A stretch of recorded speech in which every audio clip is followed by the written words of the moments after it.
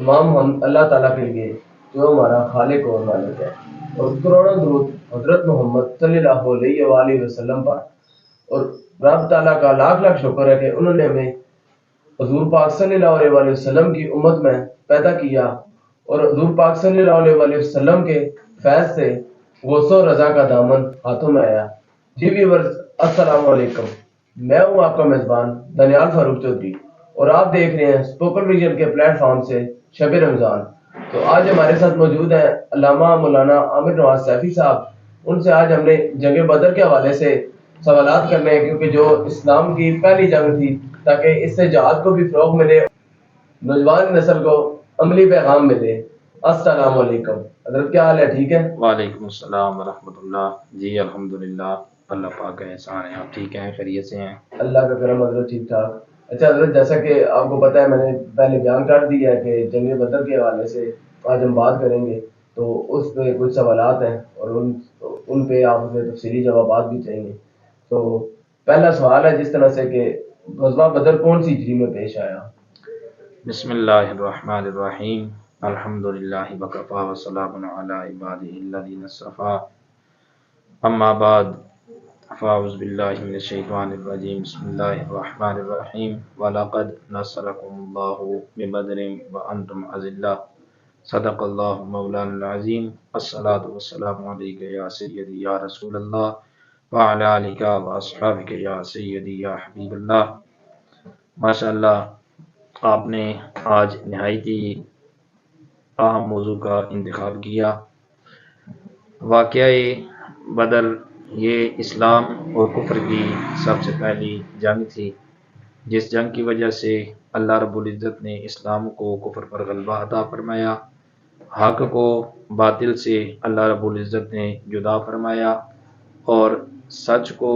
اللہ رب العزت نے جھوٹ پر فوقیت عطا فرمائی۔ واقعہ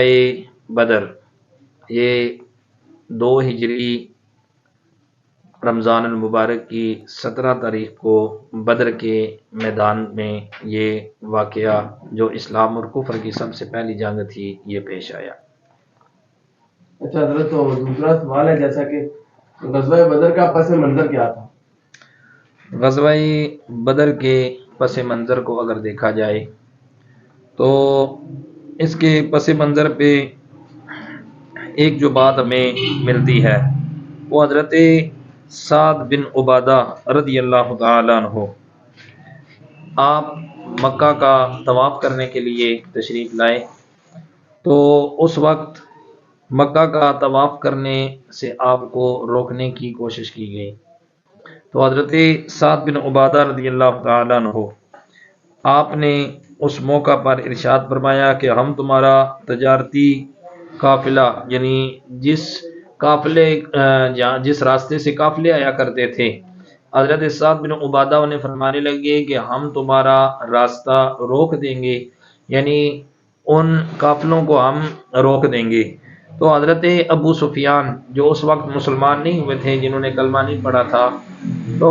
شام سے ان کا ایک تجارتی قافلہ مکہ کی طرف واپس لوٹ رہا تھا، تو جب وہ قافلہ مکہ کی طرف سے واپس لوٹا، شام کی طرف سے واپس لوٹا،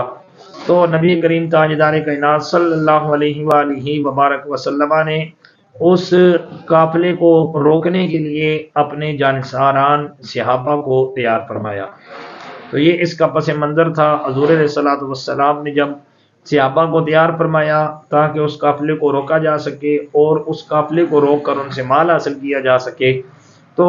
جب کفار کو پتہ چلا تو انہوں نے اپنے قافلے کو، اپنے ساز و سامان کو بچانے کے لیے ان کی مدد کرنے کی کوشش کی، تو جس کی پاداش میں واقعہ بدر پیش آیا۔ اور واقعہ بدر یعنی غزوہ بدر، اس کو بدر کی جنگ کیوں کہا جاتا ہے؟ تو یہاں پر مورخین نے لکھا کہ یہاں پر ایک کنواں تھا جس کے مالک کا نام بدر تھا، تو بعد میں اس جگہ کا نام اس مالک کی نسبت کی وجہ سے بدر پڑ گیا، تو اس وجہ سے اس کو مقام بدر کہا جاتا ہے۔ اچھا حضرت، تیسرا سوال ہے کہ اس میں یہ بڑا اہم سوال ہے، کیونکہ کچھ لوگوں کو پتہ ہے اور کچھ کو نہیں۔ آج کل کے جو خاص کر کے آج کل کی نوجوان نسل ہے اور آج کل کے جو لوگ ہیں، وہ کہتے ہیں جی کہ ہم تعداد میں کم ہیں، ہم یہ نہیں کر سکتے، ہم وہ نہیں کر سکتے، تو ان کے لیے یہ سوال پوچھ لو کہ مسلمانوں کی تعداد غزوہ بدر میں کتنی تھی؟ مسلمانوں کی تعداد غزوہ بدر کے اندر ایک روایت کے مطابق 313 تھی اور ایک روایت کے مطابق 315 تھی، اور حضور علیہ الصلوۃ والسلام کے غلاموں کا یہ قافلہ جب مدینہ طیبہ سے چلا تو اس وقت 12 رمضان المبارک تھا، تو حضور علیہ الصلوۃ والسلام مدینہ طیبہ سے اپنے 313 جانصاران صحابہ کے ساتھ آپ مقام بدر کے لیے تشریف لے جانے لگے، اور حضور علیہ الصلوۃ والسلام نے جب اپنے صحابہ کے ساتھ مدینہ کی سرزمین سے کوچ کیا تو حضور علیہ الصلوۃ والسلام کے صحابہ کی تعداد اس وقت 313 تھی۔ اچھا حضرت، تیسرا سوال ہے کہ حضور صلی اللہ علیہ وآلہ وسلم اس مارکے میں صحابہ کو کیسے تربیت دی، اور اس کے علاوہ حضور صلی اللہ علیہ وآلہ وسلم صحابہ سے جب مشورہ کیا تو ان کا آگے سے رد عمل کیا تھا؟ اب حضور علیہ الصلوۃ والسلام کی تربیت کو اگر دیکھا جائے تو نبی کریم تاجدار کائنات صلی اللہ علیہ وآلہ وبارک وسلم نے اپنے صحابہ کو جس انداز کے ساتھ تربیت دی وہ انداز قابل رشک اور بندہ مومن کے لیے قابل فخر ہے۔ نبی کریم تاجدار کائنات صلی اللہ علیہ وآلہ وبارک وسلم ایک مقام پر پہنچے، حضور علیہ الصلوۃ والسلام کے صحابہ کا جذبہ جہاد دیکھیے اور ایمانی قوت ملاحظہ کیجئے کہ نبی کریم تاجدار کائنات صلی اللہ علیہ وسلم جب ایک مقام پر پہنچے تو جتنے بھی چھوٹے بچے تھے جو ابھی کم سنی کے عالم میں تھے، تو حضور علیہ الصلوۃ والسلام نے ان بچوں کو جنگ کے ان سپاہیوں سے الگ کرنا چاہا، تو حضور علیہ الصلوۃ والسلام نے ایک ایک صحابی کا نام لے کر انہیں الگ کیا، لیکن ان میں حضور علیہ الصلوۃ والسلام کے ایک صحابی ایسے تھے کہ جن کی عمر صرف 16 سال تھی، ابھی وہ جوانی کے آغاز کے اندر تھے، تو حضور علیہ الصلوۃ والسلام نے جب انہیں منع فرمایا تو وہ سعد بن ابی وقاص کے چھوٹے بھائی جن کا نام عمیر بن ابی وقاص تھا، وہ حضور علیہ الصلوۃ والسلام کی بارگاہ کے اندر حاضر ہو گئے، حضور کے قدموں میں گر گئے اور پھوٹ پھوٹ کر رونا شروع کر دیا۔ یہ صحابہ کی ایمانی قوت تھی جو تربیت انہیں بارگاہ مصطفیٰ صلی اللہ علیہ وآلہ وبارک وسلم سے حاصل ہوئی تھی، تو وہ اس تربیت کا اثر تھا کہ انہوں نے حضور علیہ الصلوۃ والسلام کی بارگاہ میں حاضر ہو کر عرض کی کہ یا رسول اللہ، میں اگرچہ چھوٹا ہوں لیکن میرے ایمان کی قوت باقیوں کے برابر ہے، بلکہ باقیوں سے بڑھ کر ہے، تو اس بنا پر اس صحابی کو یعنی عمیر بن ابی وقاص کو حضور علیہ الصلوۃ والسلام نے جنگ میں جانے کی اجازت عطا فرما دی۔ تو یہ حضور کی تربیت تھی، حضور کی تربیت کا اثر تھا۔ اور پھر آپ نے سوال کیا کہ حضور علیہ الصلوۃ والسلام کا صحابہ سے مشورہ فرمانا، جب حضور علیہ الصلوۃ والسلام ایک مقام تھا جسے مرج الزبیہ کہا جاتا ہے، تو حضور علیہ الصلوۃ والسلام جب اس مقام پر پہنچے تو حضور علیہ الصلوۃ والسلام نے صحابہ سے مشورہ کیا۔ اب اس مشورے کے اندر حضرت سعد رضی اللہ تعالیٰ عنہ آپ نے حضور علیہ الصلوۃ والسلام کی بارگاہ میں عرض کی کہ یا رسول اللہ، لگتا ایسے ہے کہ جیسے آپ مجھ سے مشورہ طلب کرنا چاہتے ہیں، تو حضور علیہ الصلوۃ والسلام نے ارشاد فرمایا بتاؤ میرے صحابہ تم کیا مشورہ دیتے ہو؟ تو حضرت سعد کھڑے ہوئے، اور حضرت سعد کے کلمات اگر دیکھے جائیں یہ تاریخی ہیں اور ہر مسلمان کے لیے یہ مشعل راہ کی حیثیت رکھتے ہیں، کیونکہ حضرت سعد رضی اللہ تعالیٰ عنہ آپ نے حضور کی بارگاہ میں عرض کی کہ یا رسول اللہ صلی اللہ علیہ وسلم، آقا ہم نے آپ کا کلمہ پڑھا ہے، ہم آپ پر ایمان لائے ہیں، اور آپ ہی کے ذریعے ہمیں توحید کی دولت اللہ رب العزت نے عطا فرمائی ہے۔ اور حضرت سعد آپ حضور علیہ الصلوۃ والسلام کی بارگاہ میں ارشاد فرماتے ہیں کہ یا رسول اللہ، ہم آپ کے ساتھ ہیں، اگر آپ ہمیں حکم دے تو ہم اپنے گھوڑے سمندروں کے اندر ڈالنے کے لیے تیار ہیں۔ سبحان اللہ۔ یہ حضور علیہ الصلوۃ والسلام کے صحابہ کے جذبات تھے، اور انہی جذبات کی عکاسی اقبال اپنے اشعار کے اندر کرتا ہے کہ یہ غازی یہ تیرے پر اسرار بندے، جنہیں تو نے بخشا ہے ذوق خدائی،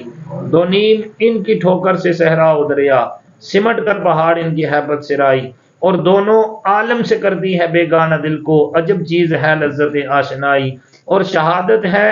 مطلوب مقصود مومن، نہ مال و دولت نہ کشور کشائی۔ تو یہ حضور علیہ الصلوۃ والسلام کے صحابہ کی ایمانی قوت تھی کہ حضور علیہ السلام اسلام کا پہلا مارکہ ہونے جا رہا ہے، صحابہ بے سر و سامانی کے عالم میں ہیں، سواری کے لیے جانور پاس نہیں ہے، لڑنے کے لیے تلوار نہیں ہے، پہننے کے لیے زرہ موجود نہیں ہے، ایک کھجور کے ساتھ روزہ رکھ کر حضور علیہ الصلوۃ والسلام کے صحابہ میدان کے اندر کودنے کے لیے تیار ہیں، تو یہ انہیں حضور علیہ الصلوۃ والسلام کی برگاہ سے تربیت حاصل ہوئی تھی، یہ عشق مصطفیٰ کا جام ان کے سینوں کے اندر تھا، اور یہ شہادت کا جذبہ حضور علیہ الصلوۃ والسلام کی برگاہ سے انہیں میسر آیا تھا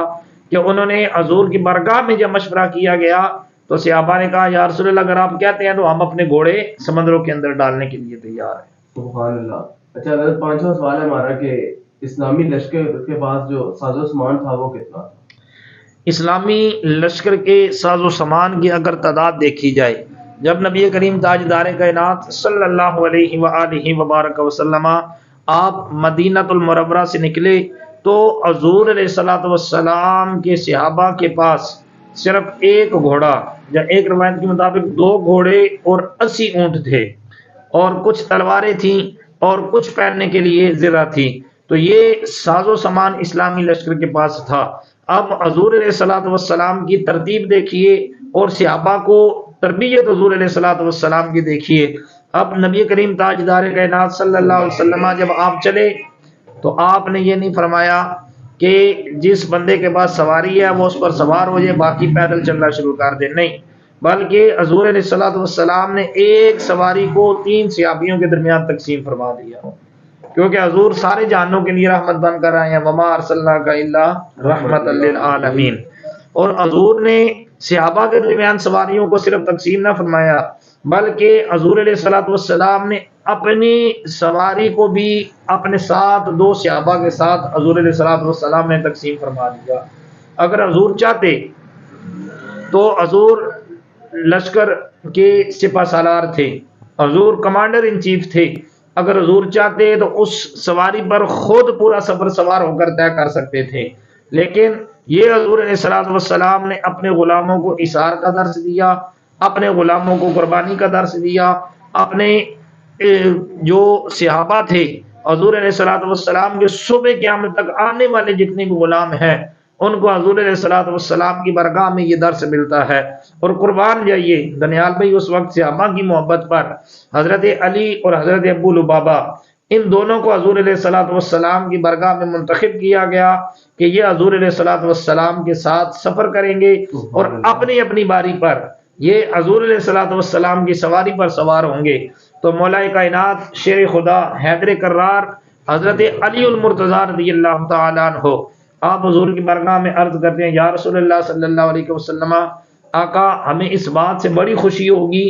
کہ آپ سارا سفر سواری پر کریں اور ہم پیدل سفر کریں، اور اس سے اگلی بات جو مولا کائنات نے عرض کی کہ یا رسول اللہ آپ کی سواری کے قدموں سے جو لگ کر مٹی اٹھنے والی ہے اور وہ مٹی اٹھ کر ہمارے چہرے پر پڑے، وہ دھول ہمارے چہرے پر پڑے، وہ گرد ہمارے جسموں پر پڑے، یا رسول اللہ یہ ہمیں سب سے زیادہ عزیز ہے۔ یہ صحابہ کی حضور کے ساتھ محبت تھی، صحابہ کا حضور علیہ الصلوۃ والسلام کے ساتھ عشق تھا، لیکن تربیت مصطفیٰ کو دیکھیے، حضور اپنی سواری کو بھی تقسیم فرما رہے ہیں۔ تو یہ حضور کے ان جانثاران صحابہ جو کل متاع اسلام حضور علیہ الصلوۃ والسلام کے پاس تھا، کل ساز و سامان حضور علیہ الصلوۃ والسلام کے پاس تھا، 313 حضور کے صحابہ تھے، جتنی ان کے پاس ساز و سامان تھا وہ سارا لے کر اللہ رب العزت کی برگاہ میں حاضر ہو گئے۔ سبحان اللہ۔ اچھا حضرت، جیسا کہ آپ نے صحابہ کرام کی حضور سے محبت کا واقعہ تو بتا دیے، کوئی ایک واقعہ ایسا بتا دے کہ صحابہ کرام ایک دوسرے سے جو محبت کرتے تھے اس کا کوئی ایک واقعہ بتا دیں۔ صحابہ کرام رضوان اللہ تعالی علیہم اجمعین کی محبت کو دیکھا جائے، خاص کر مولا کائنات اور سیدنا صدیق اکبر رضی اللہ تعالیٰ عنہ کی محبت، اب اس وقت حضور علیہ الصلوۃ والسلام کے لیے ایک عریش بنایا گیا، ایک چھپر بنایا گیا، اور اس عریش اور چھپر کے اندر نبی کریم تاجدار کائنات کے بعد اگر کوئی ہستی وہاں پر موجود تھی تو وہ تاجدار صداقت سیدنا صدیق اکبر کی ہستی تھی۔ بعد میں مولا کائنات سے سوال کیا گیا کہ سب سے بہادر کون ہے، تو جواب ملا کہ مولا کائنات کی ذات مبارکہ، لیکن آپ نے فرمایا نہیں، تاجدار صداقت سیدنا صدیق اکبر سب سے زیادہ بہادر تھے۔ آپ سے وجہ پوچھی گئی، آپ نے فرمایا کہ جب بدر کا میدان لگا تھا، حضور کے لیے عریش بنایا گیا تھا، چھپر بنایا گیا تھا، تو تاجدار کائنات صلی اللہ علیہ وآلہ وسلم کے ساتھ جو ہستی موجود تھی وہ سیدنا صدیق اکبر کی ہستی تھی۔ تو یہ صحابہ کی یہ واقعہ اور یہ باتیں ہمیں صحابہ کرام رضوان اللہ تعالی علیہم اجمعین کی محبت ہمیں بتلاتی ہیں کہ جو حضور علیہ الصلوۃ والسلام کی صحابہ کی آپس میں محبت تھی۔ اور پھر محبت کا ایک اور واقعہ دیکھیے کہ میدان بدر کا عالم ہے اور حضور علیہ الصلوۃ والسلام کے صحابہ زخمی حالت میں پڑے ہیں، پیاس کی شدت ہے۔ اب ایک کے پاس پانی جاتا ہے، وہ پانی نہیں پیتا، دوسرے سے آواز آتی ہے کہ مجھے پانی کی طلب ہے۔ اب اس صحابی نے پانی پینا چھوڑ دیا، دوسرے سے کہا کہ میرے دوسرے بھائی کو پانی پلایا جائے، دوسرے کے پاس بندہ پوچھا، تیسرے کی آواز آ گئی۔ اب تینوں نے جام شہادت نوش کر لیا لیکن اثار اور قربانی کے جذبے کو نہیں چھوڑا۔ تو یہ حضور کے صحابہ کی محبت تھی، یہ حضور کے صحابہ کا آپس میں پیار تھا، یہ آپس میں ان کی اخوت اور بھائی چارہ تھا کہ ایک دوسرے کے لیے وہ اپنی ہر شے کو قربان کرنے کے لیے تیار رہتے تھے۔ اچھا حضرت، جس طرح سے یہ ایک بڑا اہم سوال ہے اور اس میں جس طرح سے غزوہ بدر ہوئی، تو غزوہ بدر میں حضور پاک صلی اللہ علیہ وآلہ وسلم کے کون سے گستاخ کو جنم حاصل کیا گیا؟ اس دور کے اندر جو حضور علیہ الصلوۃ والسلام کا سب سے بڑا گستاخ تھا وہ ابو جہل تھا، اور ابو جہل کو قتل کرنے کے لیے اللہ رب العزت نے جن دو صحابیوں کا انتخاب کیا ان میں سے ایک کا نام حضرت معاذ ہے اور ایک کا نام حضرت معوذ ہے۔ اب یہ حضور علیہ الصلوۃ والسلام کے کم سن صحابی تھے کہ جن کی دل کی یہ خواہش تھی کہ حضور علیہ الصلوۃ والسلام کے گستاخ کو ہم نے قتل کرنا ہے۔ اور دنیال بھی ایک روایت کے اندر میں نے پڑھا کہ جب حضور علیہ الصلوۃ والسلام کم سن بچوں کو اپنے لشکر سے نکال کر واپس بھیج رہے تھے تو یہ دونوں صحابی، اب ان کے دل کے اندر خوف پیدا ہوا کہ اگر ہم حضور علیہ الصلوۃ والسلام کی نظر کے اندر آ گئے تو ہمیں بھی واپس بھیج دیا جائے گا۔ تو روایت کے اندر آتا ہے کہ یہ صحابی اپنے پنجوں کے بل کھڑے ہو گئے کہ کہیں ہمیں لشکر سے نہ نکال دیا جائے، بلکہ ہم نے حضور علیہ الصلوۃ والسلام کے گستاخ کو واصل جہنم کرنا ہے۔ پھر وہ وقت بھی آیا کہ وہ دونوں صحابی میدان بدر کے اندر پہنچے اور انہوں نے ابو جہل کو قتل کیا۔ اور یہاں میں آپ کو ایک بات بتانا چاہتا ہوں، بڑا اہم نقطہ ہے کہ نبی کریم تاجدار کائنات صلی اللہ علیہ وآلہ وسلم کے دور مبارک سے لے کر آج تک حضرت غازی ملک ممتاز حسین قادری رحمۃ اللہ تعالی علیہ تک جتنے بھی حضور علیہ الصلوۃ والسلام کے غلام ہیں کہ جنہوں نے حضور علیہ الصلوۃ والسلام کے گستاخوں کو واصل جہنم کیا ہے، تو یہ تاریخ کے اندر یہ کبھی نہیں ملے گا کہ حضور علیہ الصلوۃ والسلام کے غلاموں نے حضور کے گستاخوں کی پیٹھ پر وار کیا ہو، بلکہ جب بھی حضور علیہ الصلوۃ والسلام کا کوئی غلام کسی گستاخ کو واصل جہنم کرتا ہے تو وہ پہلے اسے للکارتا ہے، پہلے وہ اسے پکارتا ہے، اس کے سامنے کھڑا ہو کر اس کے سینے پر وار کرتا ہے۔ تو یہ حضور علیہ الصلوۃ والسلام کے غلاموں کا اعجاز ہے، جو ان کا خاصہ ہے۔ حضرت معوذ اور حضرت معاذ جب ابو جہل کو قتل کرنے کے لیے پہنچے تو انہوں نے ابو جہل کو پکارا، انہوں نے اسے صدا دی کہ تو ہمارے نبی کو برا بھلا کہتا ہے، تو ہمارے نبی کی بے ادبیاں اور گستاخیاں کرتا ہے۔ اور اس میدان بدر کے اندر انہوں نے حضور علیہ الصلوۃ والسلام کے اس گستاخ کو قتل کیا، جس سے سبق یہ ملتا ہے کہ حضور کے گستاخ کو قتل کرنا یہ حضور علیہ الصلوۃ والسلام کے صحابہ کی سنت مبارکہ ہے۔ سبحان اللہ۔ اچھا حضرت، یہ ہمارا آخری سوال ہے کہ غزوہ بدر سے امت کو کیا پیغام پہنچتا ہے؟ غزوہ بدر سے امت کو پیغام یہ ملتا ہے کہ آج امت جس طرح دنیاوی ساز و سامان پہ ہم نے انحصار کرنا شروع کر دیا، مادی قوت پہ ہم نے انحصار کرنا اور بھروسہ کرنا شروع کر دیا، لیکن حضور علیہ الصلوۃ والسلام کے ان صحابہ کو دیکھا جائے تو اگرچہ وہ تعداد کے اندر 313 تھے، اگرچہ ان کے پاس کوئی ساز و سامان نہیں تھا، اگرچہ ان کے پاس کوئی جاؤ جلال نہیں تھا، لیکن ان کا توکل صرف اور صرف اللہ رب العزت کی ذات مبارکہ پر تھا۔ آج ہم دعائیں کر رہے ہیں، آج ہم التجائیں کر رہے ہیں، کہیں پر فلسطین لٹ رہا ہے، کہیں پر برما لٹ رہا ہے، کہیں پر شام کے اندر ظلم کیا جا رہا ہے، کہیں پر لیبیا کے اندر، کشمیر کے اندر مسلمانوں کو نیست و نابود کرنے کی ناپاک کوششیں کی جا رہی ہیں۔ تو اس میدان بدر کے ان صحابہ سے ہمیں درس یہ ملتا ہے کہ اگر بندہ توکل صرف اور صرف رب پر کر لے، اگر بندہ توکل صرف اور صرف اللہ رب العزت کی ذات پر کر لے تو چاہے آگے 3 گنا زیادہ قوت کھڑی ہو، اللہ رب العزت حضور کے غلاموں کو فتح عطا فرما دیا کرتا ہے۔ اور پھر دوسرا جو سبق ہمیں ملتا ہے کہ آج ہم اپنے بچوں کو ان صحابہ کے سیرت و کردار پڑھانا شروع کریں۔ میں ایک بچے کو پڑھا رہا تھا تو وہ مجھے کہتا ہے کہ استاد جی آپ میرے لیے دعا کریں، میرا کل پیپر ہے۔ تو میں نے اس سے کہا کہ آپ کا کون سا پیپر ہے؟ تو کہنے لگا کہ میرا ہسٹری کا پیپر ہے۔ میں نے اس سے سوال کیا کہ آپ کو ہسٹری کے اندر پڑھایا کیا جاتا ہے؟ وہ کہنے لگا کہ ہمیں ہسٹری کے اندر فلاں انگریز لیڈر کی ہسٹری پڑھائی جاتی ہے کہ اس کے دل کے اندر بڑا اثار اور قربانی کا جذبہ تھا، وہ لوگوں کی بڑی مدد کیا کرتا تھا۔ تو آج افسوس کا مقام ہے کہ ہمارے سکول کے نصاب میں سے، ہمارے کالج اور یونیورسٹیوں کے نصاب میں سے، ہماری درسگاہوں کے نصاب میں سے آج حضور علیہ الصلوۃ والسلام کے صحابہ کے کردار کو نکال دیا گیا۔ اور جب صحابہ کے کردار کو نکالا گیا تو پھر وجہ کیا بنی، پھر نتیجہ کیا نکلا کہ پھر صحابہ کے کردار کو ختم کر دیا گیا تو آج فلسطین بھی لٹ گیا۔ آج فلسطین کے اندر ظلم و تشدد کا بازار گرم ہے۔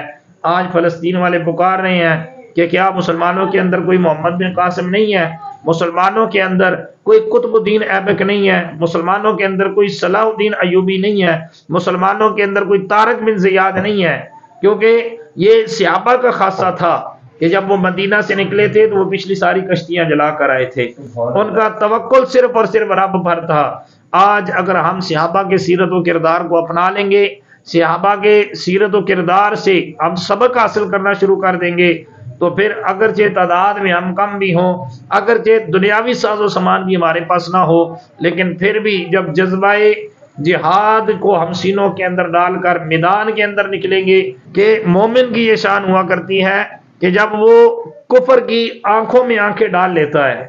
اپنی ایمان کی طاقت سے کفر کی آنکھوں میں آنکھیں ڈال لیتا ہے تو پھر صرف آنکھیں کفر کو دکھانے کی دیر ہوتی ہے، کفر ویسے ہی کانپنا شروع ہو جاتا ہے۔ تو یہ میدان کرب و بلا، میدان بدر سے ہمیں یہ درس ملتا ہے، حضور کے صحابہ سے ہمیں یہ سبق ملتا ہے